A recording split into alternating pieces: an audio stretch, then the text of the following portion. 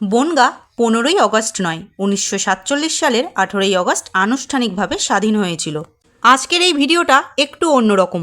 বনগাঁয় যখন থাকি তখন মনে হলো যেটুকু জেনেছি সেটুকু তোমাদের সঙ্গে শেয়ার করি। তোমরা অনেকেই হয়তো জানো, তাও আমি ভিডিওটা করলাম। 1947 সালের 15ই অগস্ট যখন পুরো ভারত স্বাধীন হয়েছিল তখন বনগাঁ পূর্ব পাকিস্তানের অন্তর্ভুক্ত ছিল।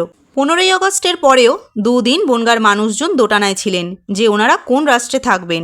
17ই আগস্ট সন্ধ্যায় রেডিওর মাধ্যমে ঘোষণা করা হয় যে বনগাঁ পশ্চিমবঙ্গের সঙ্গে মানে ভারতের সঙ্গেই থাকছে। এরপর 18ই আগস্ট বনগাঁয় স্বাধীন ভারতের পতাকা উত্তোলন হলো, আসল মুক্তি লাভ করলো। 15ই আগস্ট চারিদিকে পতাকা উত্তোলন হয়েছে ঠিকই, তবে বনগাঁয় এখনও 18ই আগস্ট দিনটিকেই স্বাধীনতা দিবস হিসেবে পালন করা হয়। যেটুকু শোনা কথা জানা কথা সেটুকুই শেয়ার করলাম। ভুল হলে ক্ষমা করো বা কমেন্ট করে জানিও, শুধরে নেব।